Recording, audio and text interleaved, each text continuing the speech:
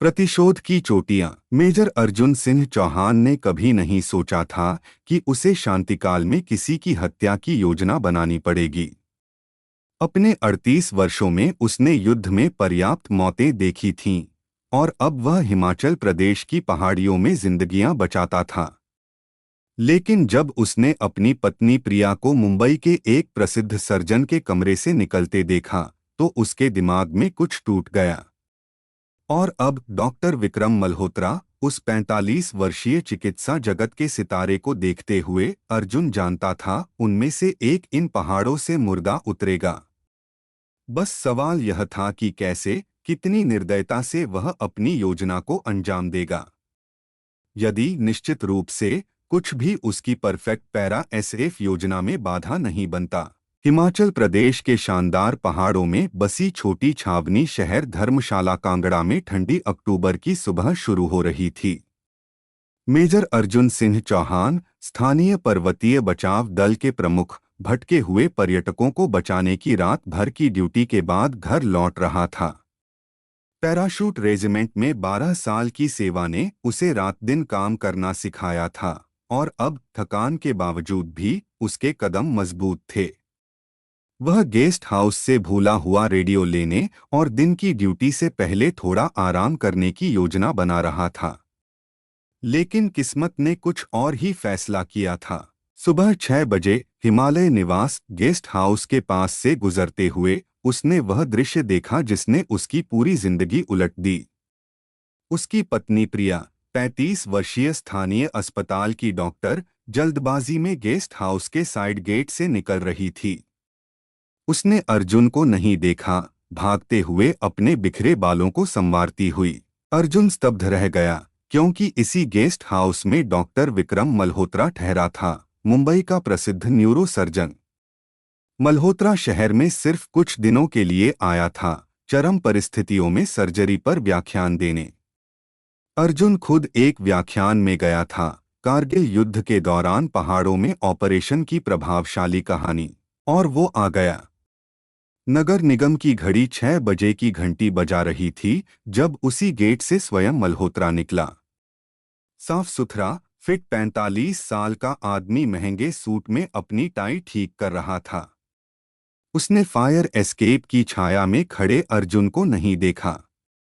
तस्वीर तुरंत साफ हो गई, जैसे मोज़ेक के टुकड़े। कमरा नंबर 304, प्रिया के बिखरे बाल, घमंडी और चिकना सर्जन। अर्जुन ने महसूस किया कि अंदर गुस्से का बर्फीला टुकड़ा बढ़ रहा है। ऐसा केवल युद्ध में होता था, किसी गंभीर लड़ाई से पहले। ठंडा, गणनाशील गुस्सा एक पेशेवर हत्यारे का। वह पहले से जानता था, अब यह केवल समय और सही मौके की बात थी। 6:42 बजे टेलीफोन की घंटी ने रेस्क्यू स्टेशन की शांति को भंग कर दिया।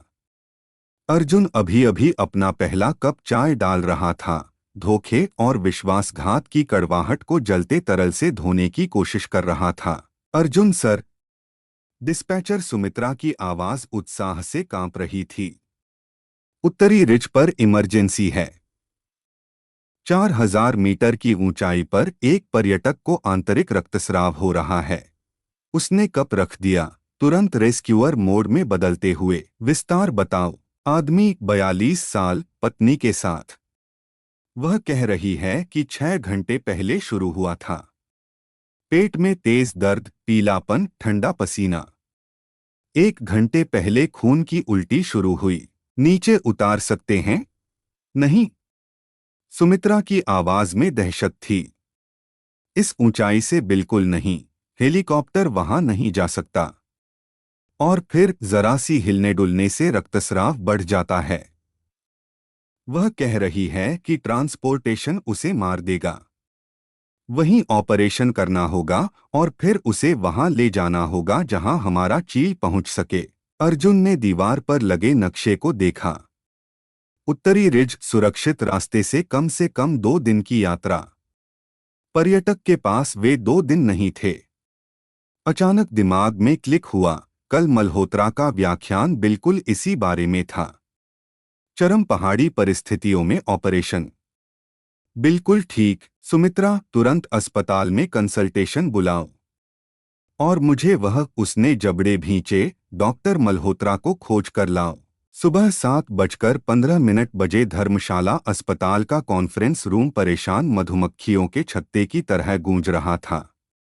मुख्य चिकित्सक पीटरसन ने मेज पर एक्सरे और नक्शे बिछाए थे।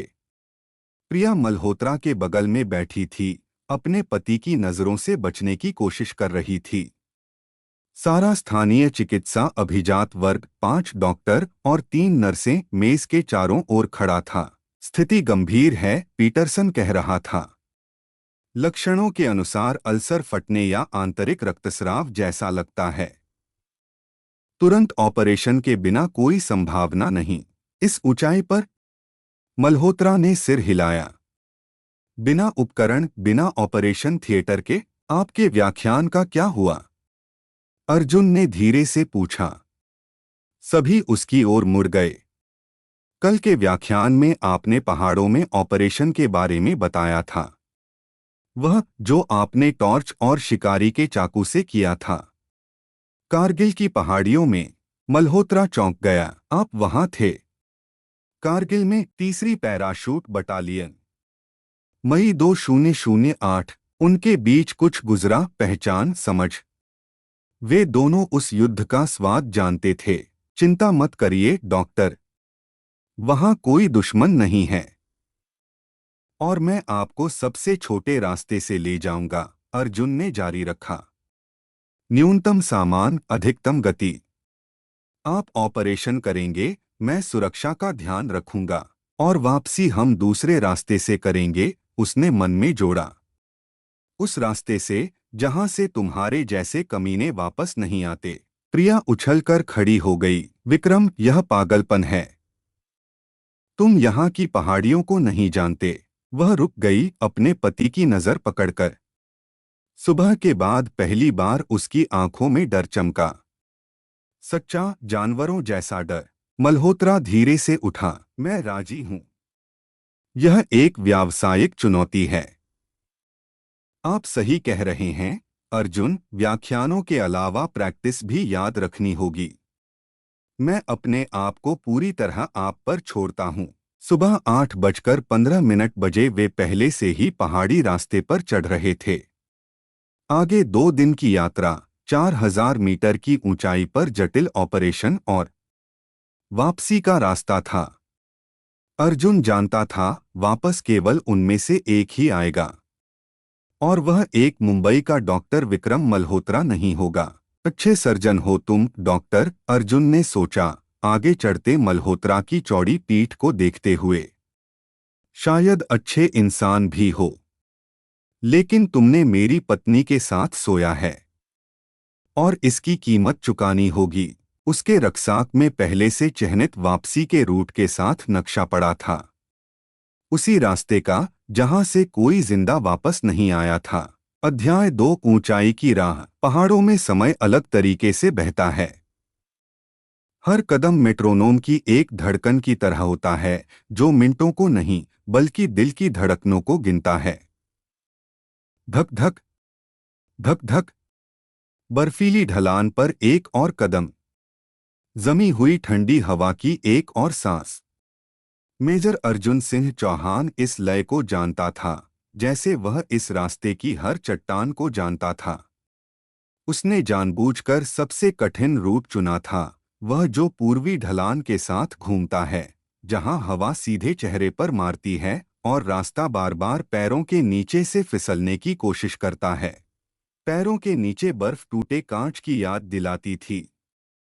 सूरज आंखों में चुभता था, हजारों बर्फीले टुकड़ों से परावर्तित होकर। वे 5 घंटे से चढ़ रहे थे और इस पूरे समय में शायद ही 2-4 शब्द बोले थे। डॉक्टर विक्रम मल्होत्रा पीछे चल रहा था, भारी सांसें लेता हुआ। मुंबई की किसी फैशनेबल दुकान से खरीदा गया उसका महंगा गियर पहले से ही बर्फ की परत से ढका हुआ था। लांती शौकीन, अर्जुन ने सोचा, पीछे से सर्जन के लड़खड़ाने की आवाज सुनते हुए। 5 लाख रुपए का सामान खरीदा और सोचता है कि पहाड़ों के लिए तैयार है। लेकिन मल्होत्रा ने उसे चौंका दिया। एक बार भी आराम नहीं मांगा, ठंड या सांस की कमी की शिकायत नहीं की। बस चलता रहा, जिद्दी तरीके से पैर रखता रहा। इसमें कुछ पेशेवर था, जैसे मार्च पास्ट में सैनिक बस कदम दर कदम चलते जाना क्योंकि जरूरी है। अर्जुन की कमर पर लगा रेडियो जिंदा हुआ। बेस कॉल कर रहा है। ग्रुप को। ओवर। ग्रुप कनेक्शन पर है। अर्जुन ने रेडियो को होठों से लगाया। ओवर। मरीज की हालत बिगड़ रही है। हस्तक्षेप के बीच से डिस्पैचर सुमित्रा की आवाज आ रही थी। दोहराता हूं, बिगड़ रही है। मल्होत्रा करीब आया। उसका चेहरा सख्त हो गया। विस्तार पूछिए। वे 10 मिनट खड़े रहे, कनेक्शन पकड़ने की कोशिश करते हुए। दखलंदाजी की आवाजों के बीच मुख्य बात पता चली। ऊपर पर्यटक को बुखार चढ़ गया था। समय कम होता जा रहा था। तेजी से चलना होगा। मल्होत्रा ने अपने रक्साक के पट्टे ठीक किए। अर्जुन चुपचाप हामी भरी। सर्जन की आवाज में कुछ ऐसा था जिसने उसे और ध्यान से देखने पर मजबूर किया। उसके सामने अब कॉन्फ्रेंस रूम का वह साफ सुथरा डॉक्टर नहीं था। आंखों में स्टील आ गया था। हरकतें तेज हो गई थीं। पेशेवर शैतान कहीं का। वे चढ़ाई जारी रखे। रास्ता तीखी चट्टानी उभरी हुई जगहों के बीच घूमता था। हर मीटर के साथ और भी संकरा होता जाता था। दाईं ओर खाई का मुंह था, साफ 400 मीटर नीचे तक। मल्होत्रा सावधानी से बाईं ओर रहता था, लेकिन डर से नहीं, बस समझदारी से ताकत बांट रहा था। हवा तेज हुई, चेहरे पर कांटेदार बर्फीले दाने फेंकती हुई। दृश्यता कुछ मीटरों तक गिर गई। अर्जुन ने मौसम का पूर्वानुमान याद करने की कोशिश की। शाम तक चक्रवात के बारे में कुछ कहा था। उन्हें तूफान के सही मायने में शुरू होने से पहले रात रुकने की जगह ढूंढनी थी। वहां आगे पुराना पर्वतारोही शेल्टर होना चाहिए। उसने हवा के शोर के बीच चिल्लाया। 40 मिनट चलना होगा। मरीज तक कितनी दूर बची है? मल्होत्रा ने हाथ से बर्फ से चेहरा ढका। अगर मौसम खराब नहीं हुआ तो कल शाम तक पहुंच जाएंगे। वे चलते हुए शायद ही बात करते थे। हर कोई सांस बचा रहा था। 2500 मीटर की ऊंचाई पर हवा का हर घूंट गिनती का था। अर्जुन चुपके से सर्जन को देख रहा था। जब उन्होंने मरीज की बिगड़ती हालत के बारे में सुना तो उसमें कुछ अदृश्य रूप से बदल गया था, जैसे कोई अंदरूनी मशीन चालू हो गई हो। मल्होत्रा का फोन अचानक जिंदा हुआ। इस ऊंचाई पर कभी कभी कनेक्शन मिल जाता था, अगर किस्मत हो। सर्जन ने रक्साक उतारा, ठंड से कांपते हाथों से फोन निकाला। हाँ एमिली। क्या हुआ बेटी? अर्जुन ने अनायास सुन लिया। स्पीकर में टूटी सांसों की आवाज आ रही थी। पापा, मैं सांस नहीं ले सकती। शांत छोटी शांत। तुम्हारा इन्हेलर कहाँ है? खत्म हो गया। स्पेयर नहीं मिल रहा। मेरे कैबिन में, टेबल की ऊपरी दराज में। मम्मी को बुलाओ। अच्छा। खांसी और हस्तक्षेप के बीच औरत की आवाज सुनाई दी। विक्रम, तुम्हारा दिमाग खराब है, पहाड़ों में चले गए। बेटी को अटैक आया है और तुम। कनेक्शन टूट गया। मल्होत्रा कुछ सेकंड्स और बुझी स्क्रीन को देखता रहा। बेटी कितने साल की है? अर्जुन ने पूछा, खुद अपने सवाल पर हैरान होते हुए। 15। जन्म से अस्थमा है। मल्होत्रा ने फोन रख दिया। छोटी 8 साल की है। लिली। अर्जुन के सीने में कुछ चुभा। उसकी और प्रिया की कोई संतान नहीं थी। वह हमेशा कहती थी कि जल्दी है, पहले करियर बनाना है। और यह बड़े शहर का साफ सुथरा सर्जन, पता चला, पिता था। अर्जुन ने सिर हिलाया, अनचाहे ख्यालों को भगाते हुए। शाम तक वे शेल्टर तक पहुंच गए। चट्टानों के बीच दबी एक छोटी झोपड़ी। अंदर ठंड थी, लेकिन कम से कम हवा नहीं थी। जब तक मल्होत्रा अनाड़ी तरीके से प्राइमस के साथ संघर्ष कर रहा था, अर्जुन सामान चेक कर रहा था। आप शहरी के लिए अच्छा काम कर रहे हैं, उसने टिप्पणी की। अफगानिस्तान ने सिखाया, मल्होत्रा ने जवाब दिया, आंखें नहीं उठाईं। डॉक्टर्स विदाउट बॉर्डर्स के साथ 2 साल। वहां या तो जीना सीखते हो या वह रुक गया। कंधार, हाँ। मई 2008। अर्जुन धीरे से मुड़ा। छोड़े गए स्कूल में ऑपरेशन थिएटर, आप वहां थे? मल्होत्रा की आवाज में हैरानी थी। परिधि की सुरक्षा कर रहा था। उस लड़के को याद है जो माइन पर फट गया था? मल्होत्रा ने हामी भरी। टॉर्च की रोशनी में 8 घंटे।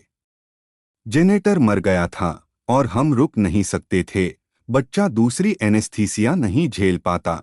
आपने उसे बचाया और 1 महीने बाद मुझे पकड़ लिया गया। मल्होत्रा ने कंधे सिकोड़े। 3 हफ्ते मिट्टी के गड्ढे में, 2 गुना 2 मीटर। वे चुप हो गए। चूल्हे में लकड़ी चटकने लगी, झोपड़ी की दीवारों के बाहर हवा चीखने लगी। अर्जुन चुपके से सर्जन को देख रहा था। उसके सामने सिर्फ अमीर क्लिनिक का डॉक्टर नहीं था। यह आदमी युद्ध देखा था, लोगों की जान बचाई थी, कैद के दर्द से गुजरा था। उसमें एक रीढ़ थी। रेडियो फिर जिंदा हुआ। बेस कॉल कर रहा है। ग्रुप को। कनेक्शन पर हूं। अर्जुन ने रेडियो कान से लगाया।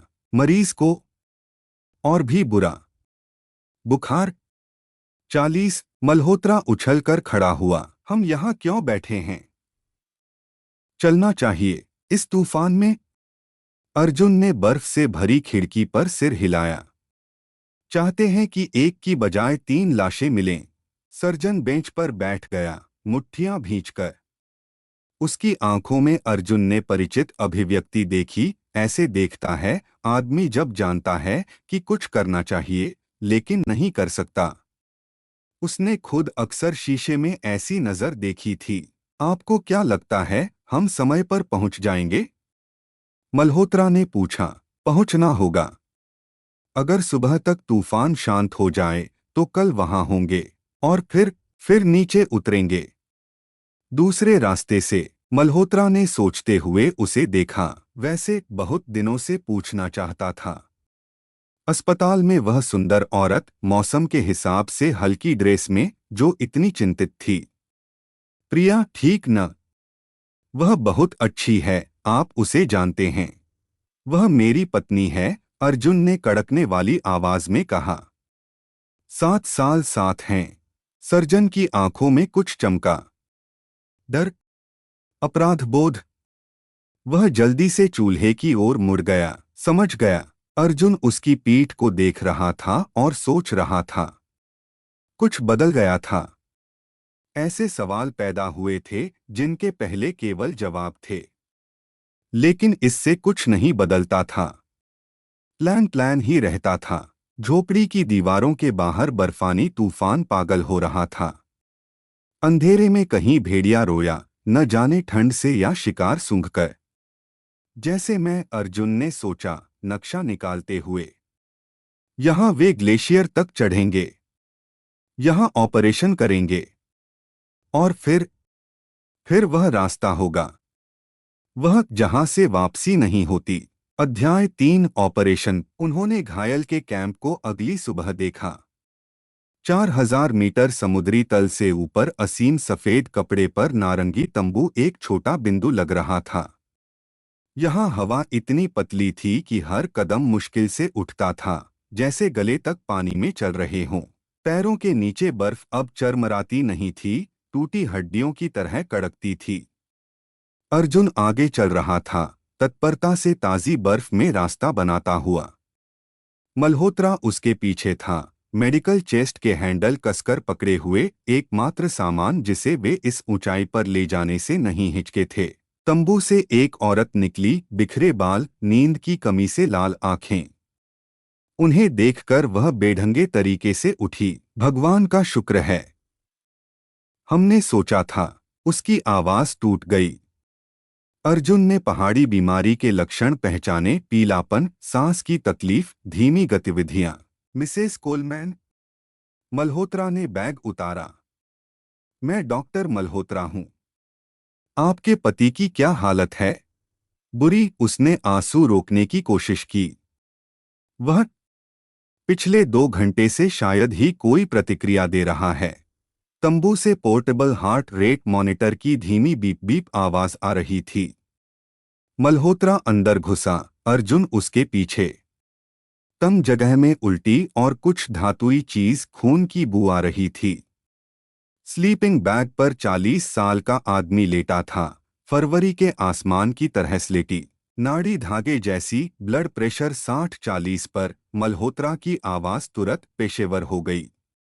अर्जुन, मुझे रोशनी चाहिए, ज्यादा से ज्यादा रोशनी। अगले 10 मिनट वे तंबू का पल्ला खोलने, पोर्टेबल लाइटें लगाने, ऑपरेशन की जगह तैयार करने में लगे। कोलमैन मुश्किल से सांस ले रहा था। उसकी पत्नी, डेनवर की नर्स, जैसा पता चला, कांपते हाथों से इंस्ट्रूमेंट्स बिछाने में मदद कर रही थी। कितना समय है? मल्होत्रा ने स्टेराइल ग्लव्स पहनते हुए पूछा। अर्जुन ने घड़ी देखी। सुबह 7:45 बजे। शाम तक यहाँ -20 होगा। अंधेरे से पहले खत्म करना होगा। वह मरीज के ऊपर झुका, सावधानी से पेट पर हाथ फेरते हुए। उसकी हरकतों में बिल्ली जैसी फुर्ती आ गई, एक भी अतिरिक्त जेस्चर नहीं। अर्जुन अनायास इस सधे हुए सटीकता को निहारने लगा। परफोरेटिव अल्सर, मल्होत्रा ने बुदबुदाते हुए कहा। शायद पेरिटोनाइटिस भी। मिसेस कोलमैन, आप असिस्ट कर सकती हैं? औरत ने हामी भरी, मुश्किल से निगलते हुए। अस्पताल में मुझे कुछ स्किल्स मिली हैं। बेहतरीन। अर्जुन, क्या चाहिए? इसे पकड़िए। अगर हिला तो हमारा काम तमाम। बोन मशीन की आवाज ने पहाड़ी शांति को चीर दिया। मल्होत्रा तेज और तरीके से काम कर रहा था, मशीन की तरह।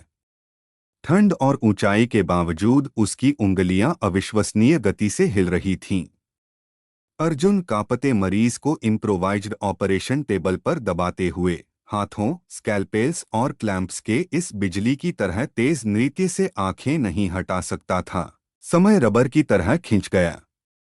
सेकंड मिनटों में बदले, मिनट घंटों में।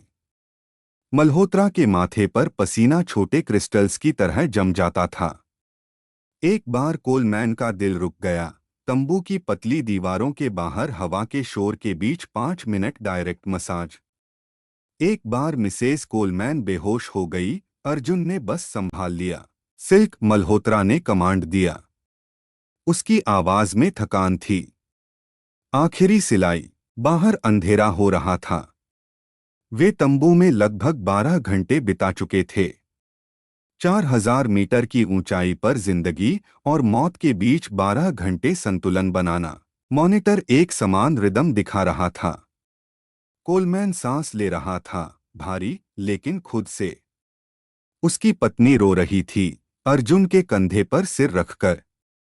और मल्होत्रा बस बर्फ पर बैठा था, रक्साक से टिकाकर, धुंधले होते आसमान को देखते हुए। आपने उसे बचाया, डॉक्टर, अर्जुन ने कहा। हम सभी ने उसे बचाया। मल्होत्रा मुश्किल से उठा। हेलीकॉप्टर बुलाइए। इस ऊंचाई पर हेलीकॉप्टर नहीं बैठेगा। अर्जुन ने नक्शे से चेक किया। कम से कम 1000 मीटर नीचे ले जाना होगा। उन्होंने स्की पोल्स और स्लीपिंग बैग से इम्प्रोवाइज्ड स्ट्रेचर बनाया। उतराई में लगभग 6 घंटे लगे, तेज ढलान पर धीमी, कष्टकारी गति। मल्होत्रा आगे चल रहा था, स्ट्रेचर के अगले हैंडल पकड़े हुए, और लगातार मरीज की हालत चेक करता रहा। कोलमैन बेहोश था, लेकिन एक समान सांस ले रहा था। उसकी पत्नी, लड़खड़ाती हुई, पास चल रही थी, किसी भी वक्त मदद के लिए तैयार। हवा हर घंटे तेज होती जा रही थी। आसमान भारी स्लेटी बादलों से ढक रहा था। वे 3000 मीटर की ऊंचाई तक उतरने में कामयाब हुए जब अर्जुन आखिरकार रेडियो पर बेस से संपर्क साध सका। बेस, ग्रुप को जवाब दीजिए। ओवर, सुन रहे हैं? सुमित्रा की आवाज टूट टूट कर आ रही थी। मरीज कैसा है? जिंदा है। ऑपरेशन सफल रहा। हम 3000 मार्क पर हैं। यहाँ हल्का हेलीकॉप्टर बैठ सकता है। लंबा ठहराव, हस्तक्षेप की आवाजों से भरा। 40 मिनट में हेलीकॉप्टर होगा। उपयुक्त लैंडिंग साइट मिली। अर्जुन ने चारों ओर देखा। वे अभी अभी एक छोटे पठार पर पहुंचे थे, लैंडिंग के लिए काफी समतल। हाँ, निर्देशांक भेजिए। हेलीकॉप्टर तब दिखा जब अंधेरा होने लगा। शीशे के आसमान की पृष्ठभूमि में छोटी ड्रैगन फ्लाई। पायलट छोटी सी जगह पर कलाबाजी से मशीन उतारने में कामयाब हुआ। मल्होत्रा के साथ मिलकर उन्होंने स्ट्रेचर लोड़ा। सिर्फ घायल और उसकी पत्नी के लिए जगह थी। धन्यवाद मिसेस कोलमैन ने आंसुओं के साथ पहले मल्होत्रा को फिर अर्जुन को गले लगाया। आपने उसकी जान बचाई। वे देखते रहे कि हेलीकॉप्टर हवा में उठ रहा है, छोटे बिंदु में बदल रहा है। अब सिर्फ वे दोनों बचे थे, रेस्क्यूअर और सर्जन। और घर का लंबा रास्ता। अर्जुन ने नक्शा निकाला। धुंधली शाम में रूट की लाइनें टेढ़े सांप लग रही थीं। यहां वे रात बिताएंगे। और कल वह रास्ता शुरू होगा। वह रास्ता जहां से वापसी नहीं होती। हमें आश्रय ढूंढना होगा। मल्होत्रा ने रक्साक के पट्टे ठीक किए। रात तक तूफान होगा। हाँ, अर्जुन ने सोचा, नक्शा वापस रखते हुए। रात तक तूफान होगा, हर मायने में। अध्याय 4 जाल। सुबह हवारहित और धोखेबाज रूप से साफ निकली। सूरज आंखों में चुभ रहा था, बर्फीली परत से हजारों बर्फीले टुकड़ों की तरह परावर्तित होकर। स्थानीय लोग ऐसे दिनों को मृत्यु के दिन कहते थे, जब सूरज दिन में बर्फ पिघलाता है और रात को वह परत की तरह जम जाती है, ढलानों को विशाल स्केटिंग रिंक में बदल देती है। ऐसे दिनों में सबसे ज्यादा दुर्घटनाएं होती हैं। हमें जरूर इसी रास्ते से जाना है। मल्होत्रा रुका, भारी सांसें लेते हुए। कल के कई घंटों के ऑपरेशन के बाद वह दुबला हो गया था, आंखों के नीचे गहरी छाया पड़ गई थी। नक्शे में आसान रास्ता है, यहां से तेज है। अर्जुन ने सावधानी से आंखें फेरी। वह झूठ बोलना पसंद नहीं करता था। आर्मी ने उसे ईमानदारी की कदर करना सिखाया था। लेकिन अब यह बचाव के नाम पर झूठ था, या बेहतर कहें न्याय के नाम पर। पैरों के नीचे ग्लेशियर बड़े ड्रम की तरह गूंज रहा था। हर कदम उसके जमे हुए अंदरूनी हिस्सों में गूंज पैदा करता था। वे विशाल बर्फीले मैदान के बिल्कुल किनारे चल रहे थे, जो खड़ी चट्टानों के बीच दबा हुआ था। दाईं ओर स्लेटी ग्रेनाइट की दीवार उठ रही थी, बाईं ओर दरारों से कटा सफेद रेगिस्तान फैला था। अर्जुन जानबूझकर उन्हें सबसे खतरनाक हिस्से से ले जा रहा था। अफगानिस्तान में, मल्होत्रा ने अचानक कहा, हम अक्सर पहाड़ों में ऑपरेशन करते थे, लेकिन वहां गर्म था। और नीचे, उस लड़के के बारे में। अर्जुन छोटी दरार के ऊपर से कूदा। बाद में उसका क्या हुआ? जिंदा रहा। काबुल में रहता है, अपनी वर्कशॉप है। हर क्रिसमस फोटो भेजता है। सर्जन की आवाज में गर्व था। अर्जुन ने उसकी ओर देखा, आदमी जिसने सैकड़ों जिंदगियां बचाई थीं, जिसने कल 4000 मीटर की ऊंचाई पर अनजान पर्यटक की जान के लिए 12 घंटे लड़ाई लड़ी थी, और जिसने उसकी पत्नी के साथ सोया था। पहली आवाज व्हिप की मार की तरह थी, तेज कोड़े की मार की तरह। मल्होत्रा के पैरों के नीचे दरारों का पतला जाल फैल गया। वह चिल्लाने का मौका भी नहीं पाया। बर्फ धंस गई, उसे अंधेरे मुंह वाली दरार में खींचते हुए। अर्जुन इंस्टिंक्ट से हरकत में आया, आगे की ओर झपटा, सेफ्टी रोप पकड़ा, और फिर वह हुआ जिसकी उसे उम्मीद नहीं थी। मल्होत्रा के वजन से हटा हुआ बर्फ का विशाल टुकड़ा गति में आ गया। अर्जुन ने महसूस किया कि जमीन पैरों के नीचे से निकल रही है। कानों में हवा सीटी बजाने लगी, पेट गले तक उछल आया। वे नीचे गिर रहे थे, बर्फीले रसातल में। टक्कर ने फेफड़ों से हवा निकाल दी। दुनिया सफेद और नीले रंग के कैलाइडोस्कोप में बदल गई। वे बर्फीली नाली में लुढ़क रहे थे, कपड़े की गुड़ियों की तरह बेबस। अर्जुन ने आइस एक्स से पकड़ने की कोशिश की, बेकार। बर्फ स्टील की तरह सख्त थी। जब सब कुछ खत्म हुआ, तो सबसे पहले उसने पानी टपकने की आवाज सुनी। पानी बर्फीली दीवारों की दरारों से रिस रहा था, फर्श की छोटी गुहाओं में गिर रहा था। अर्जुन ने सावधानी से बैठने की कोशिश की, पूरे शरीर के दर्द से चेहरा सिकोड़ते हुए। चमत्कार से कुछ नहीं टूटा था, गहरी बर्फीली ढेरी में गिरने की किस्मत मिली थी। मल्होत्रा मुर्दे की तरह निष्क्रिय पास लेटा था। अरे डॉक्टर! अर्जुन उसके पास रेंगा। दिमाग में बेवकूफ़ी भरा ख्याल आया, अगर सर्जन मर गया है तो बदले का अब कोई मतलब नहीं। तुम जिंदा हो? मल्होत्रा कराहा, आंखें खोलते हुए। लगता है। सिर्फ टांग, दाईं पिंडली पर फटा घाव बुरा लग रहा था, लेकिन हड्डी साबुत थी। अर्जुन ने फर्स्ट एड किट निकाली, वही जिसका इस्तेमाल वे ऑपरेशन के दौरान करते थे। मजेदार है कि जिंदगी कैसे चक्कर लगाती है। वह अभी अभी पट्टी बांधना खत्म कर रहा था जब नोटिस किया कि मल्होत्रा की सांस तेज और उथली होती जा रही है। उसकी आंखें फैल गईं, नजर दरार की बर्फीली दीवारों पर इधर-उधर घूमने लगी। तंग है, सर्जन ने फुसफुसाते हुए कहा। बहुत तंग है। अर्जुन इस नजर को जानता था। ऐसी होती है क्लॉस्ट्रोफोबिया वाले लोगों की, जब उनके चारों ओर की जगह गला दबाने वाली फांसी बन जाती है। बर्फीली दीवारें अच्छे 30 मीटर तक उठती थीं, ऊपर बंद होकर सिर्फ पतली स्लेटी आसमान की पट्टी छोड़ती थीं। अफगानिस्तान में अर्जुन ने मल्होत्रा के कंधे पकड़े। उस मिट्टी के गड्ढे में आप कैसे काबू पाते थे? गिनता था, मल्होत्रा ने सांस छोड़ी। दीवार की दरारें गिनता था। चूहे। दिल की धड़कन। बहुत बढ़िया। चलिए साथ गिनते हैं। मुझे देखिए। अगले 10 मिनट वे गिनते रहे। बर्फीली दीवारों की दरारें, पानी की बूंदें, आसमान की संकरी पट्टी में बादल। अर्जुन बिना रुके बोलता रहा, पहाड़ों के बारे में, अपनी पहली चढ़ाई के बारे में, बादलों से मौसम पढ़ना सीखने के बारे में। धीरे धीरे मल्होत्रा की सांस सामान्य हुई। 3 हफ्ते, उसने बुदबुदाते हुए कहा। मैंने उस गड्ढे में 3 हफ्ते बिताए। 2 × 2 मीटर। अंधेरा। चूहे। लगा था कि बाद में काबू पा गया। लेकिन कभी कभी हर किसी के अपने दानव होते हैं। अर्जुन उठा, दीवारों का जायजा लेते हुए। अब निकलना है। कहीं ऊपर ग्लेशियर फिर हिला।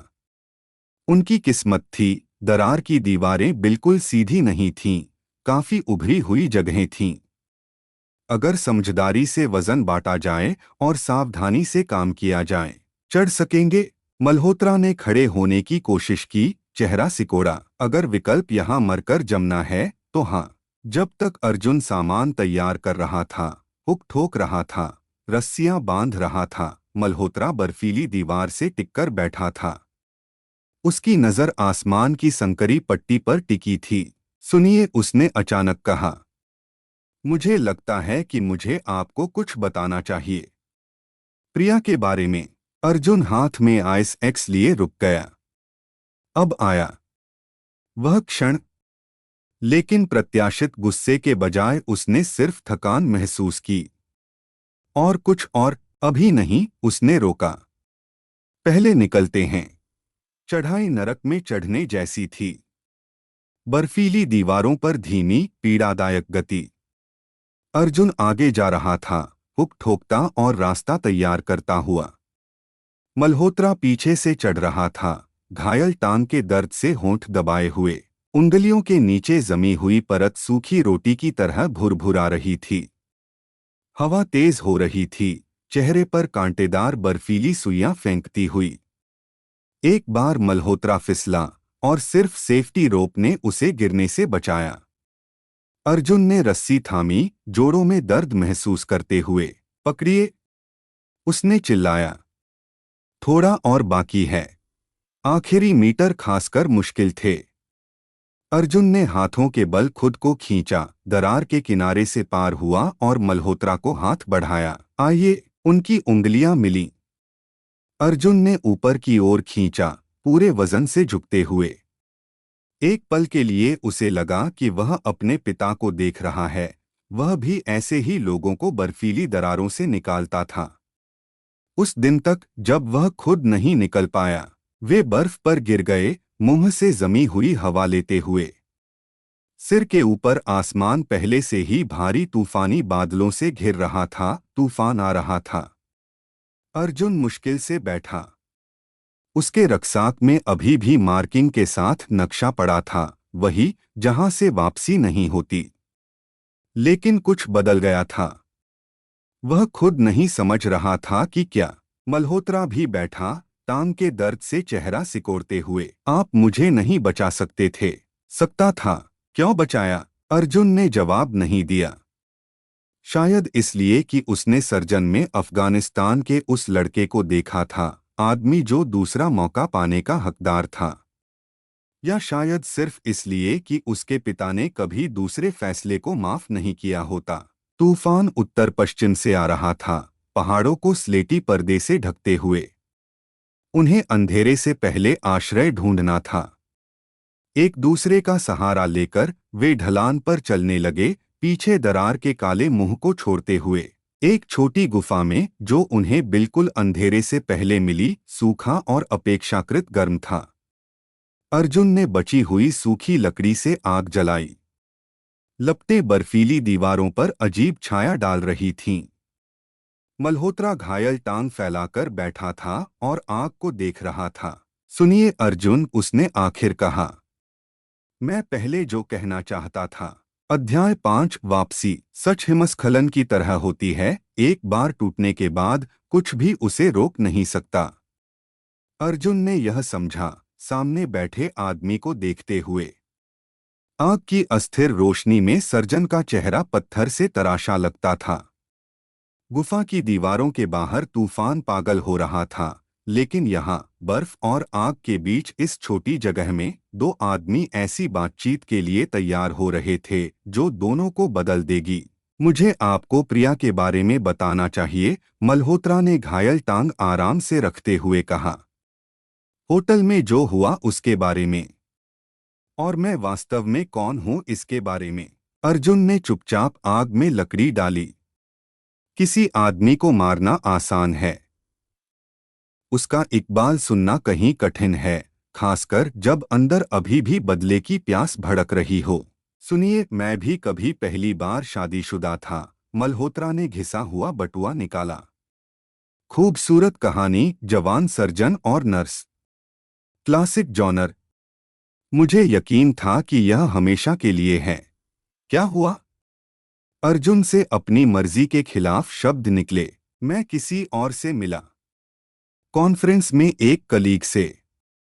चतुर, महत्वाकांक्षी। मल्होत्रा कड़वे तरीके से मुस्कराया। आपकी पत्नी के बहुत समान, अगर सोचूं।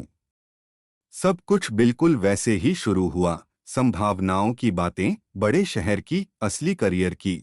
हवा का झोंका गुफा के संकरे प्रवेश द्वार में बर्फ का मुट्ठी भर फेंकते हुए आया। अर्जुन ने महसूस किया कि अंदर परिचित गुस्से की लहर उठ रही है, लेकिन अब उसमें कुछ नया था। मैंने पहली पत्नी को छोड़ दिया। और बेटे को? मल्होत्रा ने बटुए के किनारे पर उंगली फेरी। उसे तब 9 साल था। जानते हैं उसने आखिरी मुलाकात में मुझसे क्या कहा था? पापा, मैं आपके जैसा नहीं बनना चाहता। और 1 साल बाद वह नहीं रहा, ल्यूकेमिया। मैं अंतिम संस्कार में भी नहीं पहुंच पाया, बहुत व्यस्त था, बड़े शहर में करियर बना रहा था। उसने बटुए से 2 तस्वीरें निकालीं। पहली में बेसबॉल बैट लिए मुस्कुराता लड़का। दूसरी में 2 लड़कियां। जब एमिली पैदा हुई तो मैंने कसम खाई कि कभी नहीं उसकी आवाज कांपी, कि कभी भी अपने परिवार को धोखा नहीं दूंगा। 10 साल तक संभाला। और फिर मेरे कमरे में आपकी पत्नी आई। खुद। अर्जुन ने मुट्ठियां भींची। डॉक्टर, आप मुझे यह क्यों बता रहे हैं? क्योंकि आपको पता होना चाहिए कि वास्तव में क्या हुआ था। आप किसके साथ रहते और सोते हैं? मल्होत्रा ने आंखें उठाईं। वह आई, मेरे काम से बिल्कुल प्रभावित होकर। कहा कि हर पब्लिकेशन को फॉलो करती है। कि इस भगवान भूले हुए छेद में उसकी प्रतिभा बेकार जा रही है, कि वह सब कुछ करने को तैयार है। आप समझ रहे हैं न मेरा मतलब? सिर्फ बड़े शहर निकलने के लिए। और आप नहीं चुके? अर्जुन की आवाज में स्टील था। नहीं, उस वक्त मैंने मना कर दिया। मैंने ईमानदारी से कहा कि मैं शादीशुदा हूं, मेरे बच्चे हैं। जानते हैं उसने क्या जवाब दिया? ओह, यह कोई समस्या नहीं है, मैं रखैल बनने को तैयार हूं। तुम यह तो नहीं सोचते कि मैं शादी की उम्मीद कर रही हूं? मुझे बस एक स्टेटस वाला आदमी और तुम्हारे कनेक्शन चाहिए। आग में लट्ठा फट गया, चिंगारियां बिखेरते हुए। अर्जुन देख रहा था कि उनमें से एक उसकी जैकेट की आस्तीन में छेद कर रहा है और सोच रहा था कि शब्द आग से ज्यादा जला सकते हैं। और तब आपने हाँ कहा। हाँ, मल्होत्रा ने नजरें नहीं हटाईं। पल भर की कमजोरी। मैंने यह भी नहीं पूछा कि वह शादीशुदा है या नहीं। मुझे पता नहीं था। सच में। बस प्रलोभन में पड़ गया। एक मर्द से मर्द की तरह, आप समझ सकते थे। प्रांत स्थानीय सुंदरी बिना ज्यादा जिम्मेदारी के सब कुछ करने को तैयार। वे चुप हो गए। आग बुझ रही थी, बर्फीली दीवारों पर अजीब छाया डाल रही थी।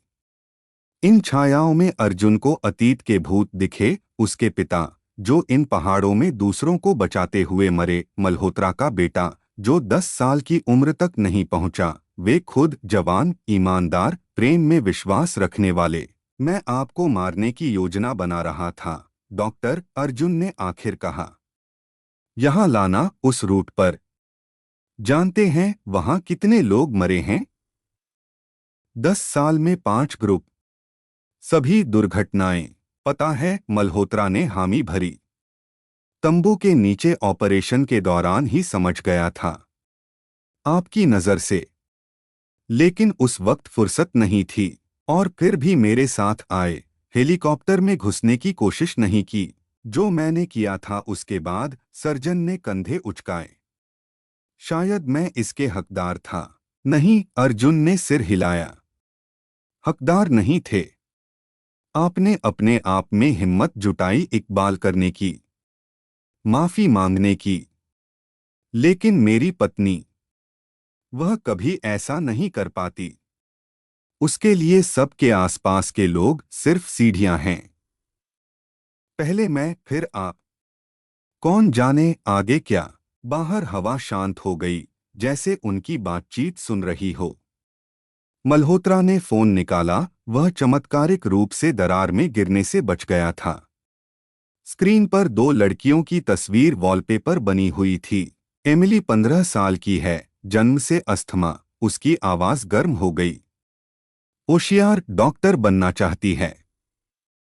लिली 8 साल की है, बहुत ड्राइंग पसंद है। जानते हैं जाने से पहले उसने क्या कहा था? पापा, आप वापस आएंगे ना?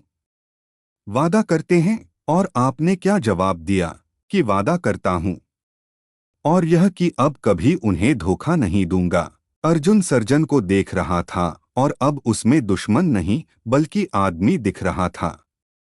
टूटा हुआ, पश्चाताप करने वाला, अपनी जिंदगी के टुकड़ों को जोड़ने की कोशिश करने वाला आदमी जिसने अपनी गलतियां मानने और नए सिरे से शुरू करने की हिम्मत जुटाई थी। अब क्या? मल्होत्रा ने पूछा। अर्जुन ने नक्शा निकाला। बदला लेने की योजना जो वह पाल रहा था, उनकी आग में जलकर राख की तरह बिखर गई। लेकिन कुछ नया उसकी जगह आ गया, न्याय की योजना। अब उसने नक्शा तय किया। हम उसे सबक सिखाएंगे जो वास्तव में इसकी हकदार है। उसे जो दूसरों की कमजोरियों का इस्तेमाल अपनी जिंदगी बनाने के लिए करती है। और मुझे लगता है मैं जानता हूं कैसे। मल्होत्रा की आंखों में समझ चमकी। मेरे पास एक आइडिया है। वे लगभग पूरी रात बातें करते रहे। योजना सरल और अपनी क्रूरता में शानदार थी, खुद पहाड़ों की तरह। सुबह तक जब तूफान आखिरकार शांत हुआ, सभी डिटेल्स तय हो चुके थे। सुबह उन्हें नीचे की राह पर मिला। वे सुरक्षित रूट से उतर रहे थे, कठिन हिस्सों पर एक दूसरे की मदद करते हुए। अर्जुन अब बदले के बारे में नहीं सोच रहा था, अब यह न्याय बहाली का ऑपरेशन था। और इस मामले में, जैसे असली सर्जरी में, सटीकता, ठंडे दिमाग और साफ हाथों की जरूरत थी। नीचे घाटी में धर्मशाला की छतें दिख रही थीं।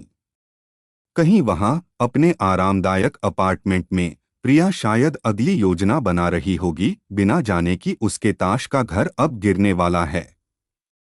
अर्जुन अनायास मुस्कराया, कभी कभी किस्मत सबक सिखाने के लिए अजीब रास्ते चुनती है। कभी कभी पहाड़ की चोटी पर चढ़ना पड़ता है ताकि उसकी तलहटी में पड़ी सच्चाई दिख सके। अध्याय 6 हिसाब बदला। अगर इसे सही तरीके से तैयार किया जाए तो ठंडा परोसा नहीं जाता, इसे मुस्कान के साथ परोसा जाता है। अर्जुन ने यह समझा, देखते हुए कि प्रिया अस्पताल के कॉरिडोर में कैसे फुदकती है, बार बार गलती से डॉक्टर मल्होत्रा के पास पहुंच जाती है। पहाड़ों से वापसी के 3 दिन हो गए थे और पूरा धर्मशाला 4000 मीटर की ऊंचाई पर पर्यटक की चमत्कारिक बचत के बारे में बात कर रहा था। मुंबई के ब्रिलियंट सर्जन के बारे में जिसने शानदार ऑपरेशन किया था। प्रिया की हील्स अस्पताल की फर्श पर जीत का ढोल बजाती थीं। वह इन दिनों जैसे जवान हो गई थी, आंखों में खास चमक आ गई थी। अर्जुन इस चमक को जानता था, ऐसे देखता है शिकारी जब शिकार सूंघ लेता है। विक्रम, उसने मल्होत्रा की कोहनी पर हाथ रखा, आपको शाम की कंसल्टेशन में एक्सट्रीम कंडीशंस में ऑपरेशन की तकनीक पर जरूर बताना चाहिए। सर्जन मुस्कराया, बिल्कुल वैसी मुस्कान जैसी 3 दिन पहले गुफा में थी, योजना डिस्कस करते वक्त। बिल्कुल। और प्रिया, 1 मिनट के लिए मिल सकते हैं? वे कॉरिडोर के कोने में चले गए। अर्जुन ड्यूटी रोस्टर देखने का नाटक करते हुए देख रहा था कि मल्होत्रा अपनी पत्नी से कुछ धीरे से कह रहा है। कैसे उसकी आंखें फैलती हैं, गालों पर लाली आती है। सच में? उसकी आवाज उत्साह से कांप रही थी। मुंबई में? आपके क्लिनिक में? बिल्कुल, मल्होत्रा धीरे बोल रहा था, लेकिन अर्जुन हर शब्द जानता था। उन्होंने इस बातचीत का रिहर्सल किया था। ऐसी प्रतिभा प्रांत में बर्बाद नहीं होनी चाहिए। मेरे पास डिपार्टमेंट हेड की पोस्ट खाली हो गई है। लिफ्ट की घंटी बजी, नर्सों का नया बैच छोड़ती हुई। अर्जुन ग्राफ की ओर मुड़ा, मुस्कान छुपाते हुए। योजना का पहला हिस्सा परफेक्ट काम कर रहा था। चारा निगल लिया गया था, हुक गहराई में धंस गया था। शाम को प्रिया सामान्य से देर से घर लौटी। वह अंदर से जैसे चमक रही थी, गाल जल रहे थे, आंखें चमक रही थीं। अर्जुन अपनी कुर्सी में बैठा था, अखबार पढ़ने का नाटक कर रहा था। प्रिय, वह आर्मरेस्ट पर बैठी, हमें बात करनी है। आखिरकार उसने सोचा। चलो डार्लिंग, सब कुछ बताओ। मैंने तलाक के लिए अप्लाई किया है, उसने यह एक ही सांस में कहा, जैसे बर्फीले पानी में कूद रही हो। अर्जुन ने धीरे से अखबार नीचे रखा।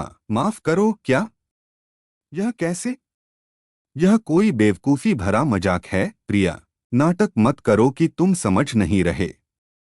उसकी आवाज में हिस्टेरिकल नोट्स आए। हम दोनों जानते हैं कि मैं इससे बेहतर की हकदार हूं। यह छेद, ये पहाड़, मैं यहां घुट रही हूं। और तुम कुछ भी बदलने की कोशिश भी नहीं करते। दिलचस्प है, अर्जुन ने सोचा। उसने शीशे के सामने इस भाषण का रिहर्सल किया है। और मैंने अपने 7 साल तुम पर क्यों बर्बाद किए? वह कमरे में टहलने लगी और भी ज्यादा गुस्सा होती जा रही थी। इसलिए कि नशे में धुत पर्यटकों को दरारों से निकालूं? तुम्हारी अंतहीन पहाड़ों की कहानियां सुनूं? ताकि ताकि बाहर से आने वाले डॉक्टरों के साथ सोऊं? उसने धीरे से कहा। प्रिया आधे शब्द पर रुक गई। कमरे में ऐसी खामोशी छा गई जैसी हिमस्खलन से पहले होती है। दीवार की घड़ी सेकंड गिन रही थी। अर्जुन देख रहा था कि उसकी पत्नी के चेहरे पर भावनाएं कैसे बदल रही हैं, हैरानी, डर और फिर विजय, और अगर हाँ तो? उसने थोड़ी उठाई। हाँ, मैं विक्रम के साथ सोई। और पता है क्या? वह मुझे अपने साथ मुंबई ले जा रहा है। मैं उसके क्लिनिक में डिपार्टमेंट हेड बनूंगी। और तुम यहीं रहोगे अपने पहाड़ों में, बेवकूफ पर्यटकों को बचाते हुए। अपने लिए कोई देहाती गोवालिन ढूंढ लेना। उसने पर्स से मुड़ा हुआ लिफाफा निकाला। यह रहा। तलाक का आवेदन। मैं पहले से भर चुकी हूं। और पता है क्या? मुझे अफसोस भी नहीं है। 7 साल। भगवान, मैंने कैसे 7 साल ऐसे नालायक पर बर्बाद किए? ऐसे कैसे पर? अर्जुन कुर्सी से उठा। आओ कहो। ऐसे असफल पर? प्रांतीय पर? उस आदमी पर जो करियर बनाने के बजाय लोगों को बचाता है। उसकी आवाज में कुछ ऐसा था जिसने उसे एक कदम पीछे हटने पर मजबूर किया।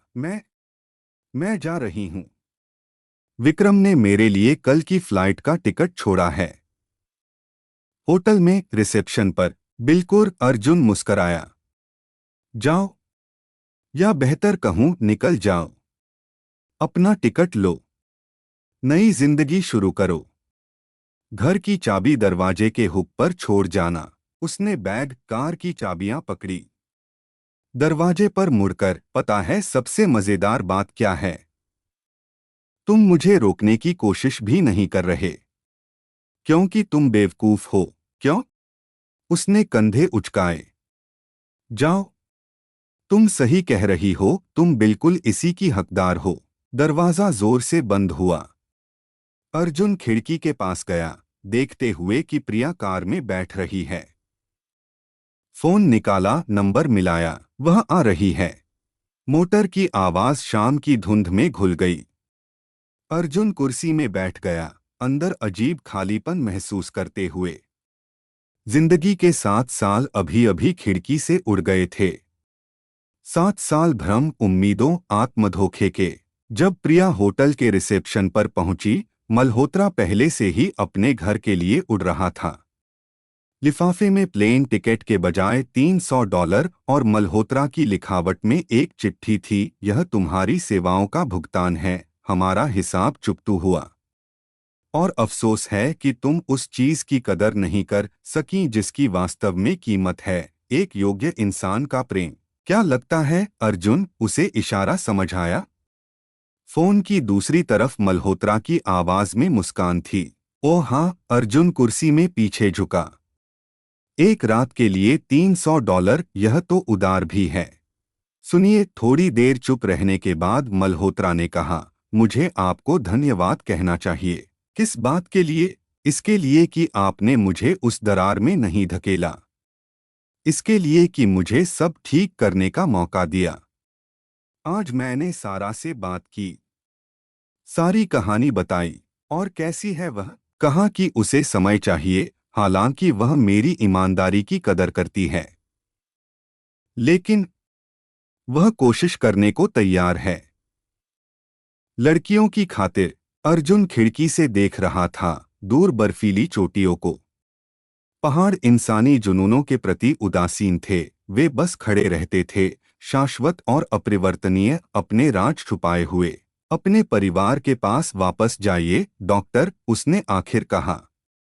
और उनकी देखभाल करिएगा। और आप? और मैं यहीं रहूंगा। किसी को तो बेवकूफ पर्यटकों को बचाना है। फोन में हंसी सुनाई दी। सुनिए, एक आदमी के लिए जो बेवकूफों को बचाता है, आप शानदार साइकोलॉजिस्ट हैं। नहीं, अर्जुन ने सिर हिलाया। बस कभी कभी बहुत ऊंचाई पर चढ़ना पड़ता है ताकि सच्चाई दिख सके। उसने फोन रखा और लंबी देर अंधेरे में बैठा रहा, पहाड़ों को देखते हुए। कहीं वहां, होटल के शानदार कमरे में, महंगे कपड़ों में एक औरत शिफ्टिंग के लिए सूटकेस के साथ $300 के लिफाफे पर बैठी थी, समझ रही थी कि सुंदर जिंदगी के उसके सारे सपने अभी अभी कड़वी हकीकत से टकराकर बिखर गए हैं। और दूसरे शहर में दूसरी औरत शायद अपने पति को माफ करने की ताकत जुटाएगी जिसने अपनी गलतियां मानने की हिम्मत की थी। खिड़की के बाहर हवा भूखे भेड़िए की तरह रोई। अर्जुन मुस्कराया, पहाड़ फिर से बुला रहे थे। कल नया दिन होगा, नई चढ़ाई, बचाने के लिए नई जिंदगियां। और अभी अभी बस अंधेरे में बैठकर देख सकता था कि उसकी जिंदगी के आखिरी 7 साल रात में कैसे पिघल रहे हैं। समाप्ति। यदि आपको यह कहानी पसंद आई है तो लेखक को लाइक से सपोर्ट करें, चैनल को सब्सक्राइब करें और कमेंट्स में अपनी भावनाएं शेयर करें। धन्यवाद।